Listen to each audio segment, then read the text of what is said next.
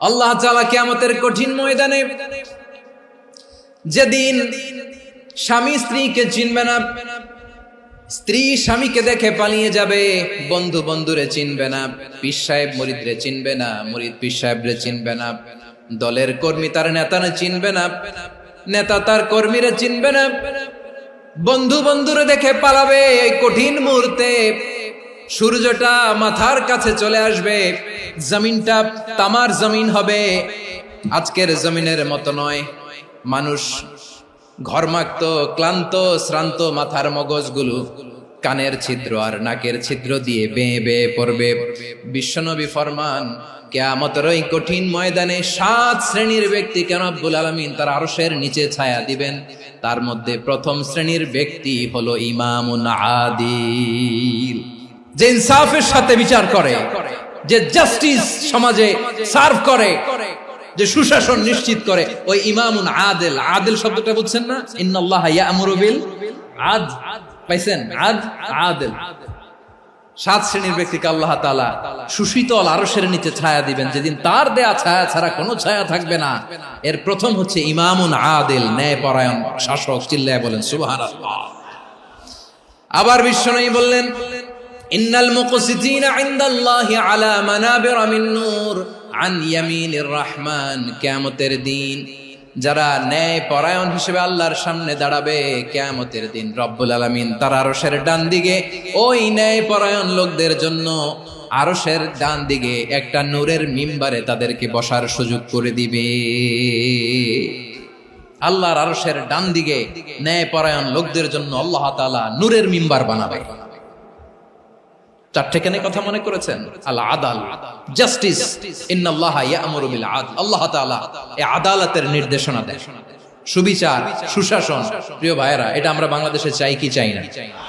এই যে অরাজকতা, এই যে অন্যায়, এই যে জুলুম, এই যে ইনকনসিস্টেন্সি সমাজের অসঙ্গতির প্রধান কারণ জাস্টিস নাই, সুবিচার নাই, সুশাসন নাই। শেষবারের মতো আওয়াজ করে বলেন তো, আমরা বাংলাদেশে আদল চাই কি চাই না? তাহলে প্রথম নির্দেশনা শেষ। আল্লাহ তাআলা তোমাদেরকে আদলের আদেশ দেন। এরপরে আল্লাহ বললেন, আমি তোমাদেরকে ইহসানের আদেশ দেই। ইন্নাল্লাহা ইয়া'মুরু বিল আদলি ওয়াল ইহসান। আমি তোমাদেরকে যেমনি আদলের নির্দেশনা দেই, তেমনি ভাবে তোমাদেরকে ইহসানের নির্দেশনা দেই। ইহসান, আওয়াজ করে সবাই বলেন তো ইহসান। ইহসান মানে কারো প্রতি সফট হার্টেড হওয়া, মহানুভব হওয়া, অনুগ্রহ পরায়ণ হওয়া, অনুগ্রহশীল হওয়া, একে অপরের প্রতি দয়াদ্র হওয়া। একে অপরের প্রতি দয়াদ্র, অনুগ্রহশীল হওয়া ছাড়া মানবিক সমাজ কশিনকালেও গঠন করা সম্ভব না। প্রিয় ভাইয়েরা, সুন্দর আচরণ দিয়ে, ইহসান দিয়ে যা জয় করা যায়, নরম আচরণ দিয়ে যেটা অর্জন করা যায়, কঠোরতা দিয়ে সেটা পারা যায় না। বিষ্ণু ঈসা ইসলাম ইহসান দিয়ে, কোমল আচরণ দিয়ে, তার অনুগ্রহ দিয়ে তিনি অনেক কাফিরের হৃদয়কে জয় করে ফেলেছেন। সাইয়েদনা সুমামা ইবনে উসাল রাদিয়াল্লাহু তাআলা আনহুর কথা মনে পড়ে যায়। তিনি ছিলেন ইয়ামামার বাদশা। মদিনাতে বিশ্বনবীকে হত্যা করার নিয়তে এসেছিলেন। গোপনে গোপনে বিশ্বনবীকে হত্যা করে আবার ইয়ামামাতে তিনি ফিরে যাবেন। কিন্তু কি অবাক করা কাণ্ড, হত্যা করতে পারে নাই, সাহাবাদের হাতে তিনি ধরা পড়ে গেলেন। সাইয়েদনা সুমামা ইবনে উসাল রাদিয়াল্লাহু তাআলা আনহু হত্যার নিয়তে আসলেন, কিন্তু হত্যা করতে পারলেন না। সাহাবারা ওনাকে ধরে ফেললেন, ধরে মসজিদে নববীর পিলারের মধ্যে বেঁধে রাখলেন। সুমামা ইবনে উসাল, সিরাত থেকে শুনে, সিরাত থেকে শোনাচ্ছি, রাদিয়াল্লাহু তাআলা আনহু ইয়ামামার অধিপতি ছিলেন। বিশ্বনবীকে হত্যার জন্য আসছেন, ধরা পড়ে গেছেন, এখন মসজিদে নববীতে বেঁধে রাখছেন। তার মানে বন্দী। এখন স্ট্যাটাস কি? বন্দী, ক্যাপটিভ। তো বিষ্ণু ঈসা ইসলাম সাহাবাদেরকে বললেন, তার খোঁজ খবর নিও, সুমামা ইবনে উসালের খোঁজ খবর নিও। সাহাবারা বলেন, ইয়া রাসূলুল্লাহ, আপনাকে হত্যা করতে এসেছে, তার তো কঠিন ক্যাপিটাল পানিশমেন্ট হওয়া দরকার, কঠিন শাস্তি হওয়া দরকার। বিশ্বনবী বললেন, না, আমি যেটা জানি তোমরা সেটা জানো না, তোমরা সুমামার সাথে ভালো আচরণ করো। বিশ্বনবী সুমামার কাছে গেলেন। প্রথম দিন যে তিনি কালেমার দাওয়াত দিলেন, ইমানের দাওয়াত দিলেন, ইসলামের দাওয়াত দিলেন, রিসালাতের দাওয়াত দিলেন, আখিরাতের দাওয়াত দিলেন। পরের দিন যে বিশ্বনবী সালাতের দাওয়াত দিলেন, যাকাতের দাওয়াত দিলেন, ইসলাম কি, কিভাবে, কেমন করে পালন করতে হয় চমৎকার আর্টিকুলেট করতে শুরু করলেন। তন্ময় হয়ে সুমামা ইবনে উসাল রাদিয়াল্লাহু তাআলা আনহু বিশ্বনবীর কথাগুলো শুনতে আরম্ভ করলো। একদিন নয়, 2 দিন নয়, টানা 3 দিন বিশ্বনবী সুমামার কাছে ইসলামকে প্রেজেন্ট করেছেন, উপস্থাপন করেছেন। আওয়াজ করে বলেন, কয় দিন? 3 দিন। 3 দিন মসজিদে নববীতে বাধা। আর সাহাবীদেরকে বললেন, তার খোঁজ খবর নিও, তোমরা যে রুটি বানাও এর মধ্যে সবচেয়ে ভালো আটার রুটিটা তারে দিও, সবচেয়ে রিফাইন্ড খেজুর, যেটা পিওর খেজুর, এটা তারে দিও। আর বিশ্বনবী নিজের উট থেকে দুধ দহন করে ওনার বাড়ির এক কর্মচারীকে বলেছেন, দুধ দহন করে সুমামার জন্য নিয়ে যেও। সুবহানাল্লাহ পড়বেন না? সবাই তো অবাক, ইয়ামামা থেকে আসছে নবীকে হত্যা করতে, বিশ্বনবী দেখে তারে জামাই আদর করে। একদিন নয়, 2 দিন নয়, টানা 3 দিন বিশ্বনবী এভাবে সুমামার কাছে যেয়ে ইসলামকে প্রেজেন্ট করতে আরম্ভ করলেন, ইসলামকে উপস্থাপন করতে শুরু করলেন। আর তাকে চমৎকার এন্টারটেইনমেন্ট, আপ্যায়ন দিতে আরম্ভ করলেন। টানা 3 দিন যখন ইসলামের দ্য বিউটিজ অফ ইসলাম, ইসলামের সুমহান বাণী, সৌন্দর্য তার কাছে উপস্থাপন শেষ, তাকে আপ্যায়ন শেষ, বিশ্বনবী বললেন সাহাবাদেরকে, যাও এবার সুমামার হাতের পায়ের রশি দুটো খুলে দাও। সাহাবারা তর্ক জুড়ে দিলেন, লা ইয়া রাসূলুল্লাহ, এমনটা করবেন না, তো ভয়ঙ্কর ভয়ঙ্কর খুনি, কি জানি কি হয়ে যায়। বিশ্বনবী বললেন, না, তার হাতে পায়ের রশিগুলো খুলে দাও। সাহাবারা বিশ্বনবীর কথা মতো তার হাতে পায়ের রশিগুলো খুলে দিল। সুমামা মুহূর্তের মধ্যে মসজিদে নববী থেকে বের হয়, ইয়ামামায় ফিরে না যে মসজিদে নববীর পাশে একটা খেজুর বাগান ছিল, সেখানে চলে গেলেন। সেখানে একটা ছোট্ট কুয়া ছিল, কুয়ার পানি দিয়ে তিনি গোসল করলেন। সুবহানাল্লাহ পড়েন। কুয়ার পানি দিয়ে গোসল করে মসজিদে নববীর সামনে এসে বিশ্বনবী এবং সাহাবাদের সামনে দাঁড়িয়ে সাব্বাবা উঁচু করে বললেন, আশহাদু আল্লা ইলাহা ইল্লাল্লাহ ওয়া আশহাদু আন্না মুহাম্মাদান আবদুহু ওয়া রাসূলুহু। আমি সাক্ষ্য দিচ্ছি আল্লাহ ছাড়া কোনো ইলাহ নাই, আর মুহাম্মদ আল্লাহ তাআলার প্রেরিত বান্দা এবং রাসূল। প্রিয় ভাইয়েরা, ইহসান দিয়ে যা জয় করা যায়, কঠোরতা দিয়ে সেটা কঠিনকালেও জয় করা যায় না। আওয়াজ করে বলেন, ঠিক কি না? এবার সুমামা দাঁড়িয়ে বলে, ওগো নবী, আমি তো কালিমা পড়ে মুসলমান হয়ে গেলাম, এবার শোনেন, এই মুহূর্তের আগে আপনার চেহারার চাইতে নিকৃষ্ট কোনো চেহারা আমার কাছে ছিল না, কিন্তু শাহাদা পাঠ করার পরে আপনার চেহারার চাইতে উত্তম শ্রেষ্ঠ কোনো চেহারা আমার কাছে আর নাই। ও নবী, আজকের দিনের আগে ইসলাম ধর্মের চেয়ে নিকৃষ্ট অপছন্দনীয় কোনো ধর্ম আমার কাছে ছিল না, কিন্তু এই মুহূর্ত থেকে ইসলামের চেয়ে সেরা শ্রেষ্ঠ পছন্দনীয় কোনো ধর্ম আমার কাছে নাই। নবী গো, আজকের দিনের আগে মদিনার চাইতে অপছন্দনীয় নিকৃষ্ট কোনো শহর আমার কাছে ছিল না, কিন্তু এই মুহূর্তের পর থেকে মদিনার চাইতে কোনো শ্রেষ্ঠ শহর আমার জানা নাই। সে ছিল গমের বড় ডিলার, গম বেচত। কি বেচত? তার গম কিনে মক্কার লোকেরা রুটি খাইতো। সে ঘোষণা দিল, আজকে থেকে মক্কাবাসীদের জন্য সব গম আমি হারাম করে দিলাম, মক্কাবাসী এখন না খেয়ে মরে। সুবহানাল্লাহ পড়বেন না? মক্কাবাসী বিশ্বনবীর কাছে আসলেন, এসে বললেন, মুহাম্মদ, আমরা তো তোমার ভাই, তোমার চাচা, তোমার ভাতিজা, তোমার আত্মীয়, তুমি সুমামারে বলো সে যেন আবার গমের সাপ্লাই মক্কার জন্য অনুমতি দিয়ে দেয়। বিশ্বনবীর অনুমতি ক্রমে সুমামা আবার মক্কাতে গম পাঠাতে শুরু করলো। পড়েন সুবহানাল্লাহ। ইহসান, ইহসান দিয়ে আপনি যেটা জয় করতে পারবেন, you can win the heart of your enemies. ইহসান দিয়ে আপনি আপনার শত্রুর হৃদয়কে জয় করতে পারবেন।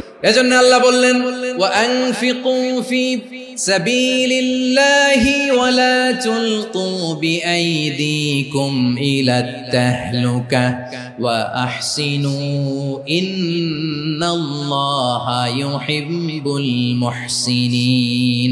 তোমরা আল্লাহর রাস্তায় দান করবে আর নিজেরা নিজেদেরকে ধ্বংসের হাতে ঠেলে দিও না। তোমরা একে অপরের প্রতি ইহসান করবে, কারণ ইহসানকারীদেরকে আল্লাহ বড় ভালোবাসেন। সুবহানাল্লাহ পড়েন। আবার সূরা রহমানে আল্লাহ বললেন, হাল জাযাউল ইহসানি ইল্লাল ইহসান ফাবিআইয়ি আলা, সবাই পড়েন, ফাবিআইয়ি আলাই রাব্বিকুমা তুকাযযিবান। ইহসানের প্রতিদান হিসেবে ইহসানি হয়। বিশ্বনবী সুমামার প্রতি যেমন ইহসান করেছেন, সুমামাও ঠিক তেমন ইহসান ফিরিয়ে দিয়েছে। ঠিক কিনা বলেন? তাহলে এক নম্বরে হচ্ছে আদ, ন্যায় বিচার। দুই নম্বরে সবাই বলেন ইহসান, সদাচরণ। ইহসান দুই ধরনের প্রিয় ভাইরা, ইহসান ফিল ইবাদা, ইহসান ফিল মুআমালা। ইহসান ফিল ইবাদা হচ্ছে একাগ্র অনুভবে ইবাদতে ডুব দেওয়া, এর নাম ইবাদতের ইহসান। সুবহানাল্লাহ পড়ুন। বিশ্বনবী বলেন ইহসান মানে কি জানো নাকি? হাদিসে জিবরিলে সাইয়েদনা জিবরিল আলাইহিস সালাম বিশ্বনবীকে বললেন আখবিরনি আনিল ইহসান। নবী আমাদেরকে বলেন ইহসান মানে কি? বিশ্বনবী বললেন আনতা আবুদাল্লাহা কাআন্নাকা তারাহু ফাইন লাম তাকুন তারাহু ফাইন্নাহু ইয়ারাক। ইহসান মানে হলো এমন ভাবে তুমি আল্লাহর সামনে নিজেকে উজাড় করে ইবাদত করবে, তুমি ভাববে তুমি আল্লাহকে দেখতে পাচ্ছ। আর এটা যদি ভাবা তোমার জন্য কঠিন হয়ে যায়, অন্তত এতটুকু তুমি ভাববা যে আল্লাহ তোমাকে দেখতে পাচ্ছেন। ঠিক কিনা বলেন? ও আমার বীর চট্টলার ভাইয়েরা, কেউ যেটা দেখে না সেটা দেখে কে? এই বিশ্বাস হৃদয়ের মধ্যে আছে? নামাজে যখন দাঁড়ান এই ফিলিংসটা আনা যাবে? এসা পর্যন্ত যে আমরা হায়াত পাবো কোনো গ্যারান্টি আছে? সবাই আওয়াজ করে বলেন গ্যারান্টি আছে? গ্যারান্টি নাই। এজন্য বিষ্ণু ইসলাম বলেছে এমন ভাবে নামাজে দাঁড়াও, ইবাদত করো, মনে করো হতে পারে এটাই আমার জীবনের শেষ নামাজ। পারফর্ম দ্য সালাহ as if this is your last and final prayer. এমন ভাবে সালাতে দাঁড়াও, ভাবো হতে পারে এটাই তোমার জীবনের শেষ নামাজ। এমন ভাবে নামাজে দাঁড়াও, ভাবো এটাই শেষ নামাজ। তাহলে নামাজে একাগ্রতা বাড়ায় দিবে কে? ফলে ইবাদতের ইহসান আমাদের অর্জিত হবে। আর মুআমালাতে ইহসান হলো, বিশ্বনবী বলেন ইন্নাল্লাহা তাবারাকা ওয়া তাআলা কাতাবাল ইহসানা আলা কুল্লি শাই ফাইযা কাতালতুম ফাআহসিনুল কিতলা ওয়া ইযা যাবাহতুম ফাআহসিনুয যাবহা ওয়ালিয়ুহিদ্দা আহাদুকুম শাফরাতাহু ওয়ালিয়ুরিহ যাবিহাতাহু। ইহসান দুই ধরনের, আওয়াজ করে বলতে হবে কয় ধরনের? একটা হচ্ছে ইহসান ফিল ইবাদা, ইবাদতে ইহসান। ইবাদতে ইহসান কি? একাগ্র অনুভব দিয়ে ইবাদত করা, মন প্রাণ দিয়ে ইবাদত করা। আর মুআমালাতে ইহসান কি? সব কাজে, দৈনন্দিন কাজে, কর্মে, সামাজিক অ্যাক্টিভিটিতে কোমলতা প্রদর্শন করা, অনুগ্রহের সাথে সবকিছু করা। আল্লাহ তাআলা ইন্নাল্লাহা তাবারাকা ওয়া তাআলা কাতাবাল ইহসানা আলা কুল্লি শাই, তিনি সবকিছুর ব্যাপারে ইহসানকে আবশ্যক করেছেন। সবকিছু, মুমিনের সব কাজে ইহসানের পরশ থাকবে। ওয়া ইযা কাতালতুম ফাহসিনুল কিতলা, বিষ্ণুই বলেন তুমি যখন কাউকে হত্যা করো ইহসানের সাথে করো। সুবহানাল্লাহ পড়বেন না? যখন হত্যা করো তখনও ইহসানের সাথে। আচ্ছা হত্যা করবো আবার ইহসান আসবে করতে করে তো মেরেই ফেলবো আমি। আল্লাহ, ও ভাই একজন খুন করেছে, খুনি, রাষ্ট্রীয় আইনে তার শাস্তি হয়েছে ডেথ পেনাল্টি, মৃত্যুদণ্ড। এখন মৃত্যুদণ্ড দেখে আপনি যেমনি মন চায় তেমনি মারবেন লোকটারে? ওর নাক কেটে ফেলতে পারবেন? ওর কান কাটতে পারবেন? ওর চোখ উপড়ে ফেলতে পারবেন আপনি? যেমন মন চায় তার অঙ্গহানি করা যাবে না। ইহসানের সাথে তাকে হত্যা করো। সুবহানাল্লাহ, this is Islam, this is the true essence of Islam. ওয়া ইযা যাবাহতুম ফাহসিনুয যাবহা, যখন জবাই করবে তখনও ইহসানের সাথে জবাই করবে। করব জবাই, ওইখানেও নাকি ইহসান। আচ্ছা কুরবানির দিন আমরা পশুগুলোরে কি করি বলেন সবাই আওয়াজ করে? জবাই। জবাই মানে তো এটার মেরেই ফেলতেছি, একটু পরে তো টুকরো টুকরো করে গোশতগুলো খাবো, এটা তো খাবো, এটা তো মেরেই ফেলবে। বিষ্ণু বলে না, জবাইয়ের মধ্যেও মুমিনের জবাইয়ের ভেতরেও ইহসানের পরশ থাকা চাই। যখন জবাই করবে প্রাণীটাকে হাত পা টাইট করে বেঁধে নাও, ছুরিটাকে শার্পেন করে নাও, ধারালো করে নাও, যাতে অল্প সময়ে জবাইটা হয়ে যায়, প্রাণীটা যাতে কম কষ্ট পায়। সুবহানাল্লাহ পড়ে। দিস ইজ কল্ড ইহসান। আল্লাহ তাআলা যেমনি আদলের আদেশ করেছেন, ন্যায় বিচার, জাস্টিস এনশিওর করতে বলেছেন, সমাজে ইহসানের ব্যবহার, ইহসানের অনুশীলন তিনি করতে বলেছেন। এজন্য মুমিনের প্রতিটি কাজে, আমার চট্টগ্রামের ভাইয়েরা আমার দিকে তাকান, খেয়াল করে শুনুন, মুমিন জীবনের প্রতিটি কাজে ইহসানের পরশ থাকা চাই। আমরা যেন আমাদের পরিবারের প্রতি ইহসান করি, আমরা যেন আমাদের কর্মচারীদের প্রতি ইহসান করি, আমরা যেন আমাদের কলিগদের প্রতি ইহসান করি, আমরা যেন আমাদের ভাইদের প্রতি ইহসান করি। মুমিন জীবনের প্রতি কাজে ইহসানের পরশ থাকার দরকার আছে না নাই? কথা বুঝতে পেরেছেন? তাহলে আল্লাহ তাআলার তিনটা আদেশ ছিল, কয়টা গেল? প্রথমে কি ছিল? আদল। দুই নম্বরে তিন নম্বরে রব্বুল আলামিন বললেন ওয়া ইতাইদিল কুরবা, নিকটাত্মীয়দেরকে দান করো, নিকট আত্মীয়দেরকে দাও, যারা তোমাদের ব্লাড কানেকশনের আত্মীয় তাদেরকে তোমরা দাও। এখানে জেনারেলি বললেন দাও, কি দিব সেটা তিনি এখানে বলেন নাই, সেটা তিনি সূরাতুল ইসরার মধ্যে বলেছেন। আল্লাহ বলেন ওয়া আতিযাল কুরবা হাক্কাহ, নিকট আত্মীয়দেরকে তাদের অধিকার, তাদের প্রাপ্য তোমরা বুঝিয়ে দাও। দেখেন, একটা শান্তির সমাজ, একটা সমৃদ্ধ সমাজ, একটা মানবিক সমাজ গঠনের জন্য আল্লাহ তাআলা বেশি না মাত্র তিনটা অর্ডার, তিনটা ভার্ডিক্ট তিনি জারি করেছেন। এক নাম্বার সুশাসন, ন্যায় বিচার। দুই নাম্বার ইহসান। তিন নাম্বার নিকটাত্মীয়, যারা কাছের, তোমার ভেরি ক্লোজ রিলেশনশিপে আছে, তাদেরকে দাও। দাও, দিলে বাড়িয়ে দেয় কে?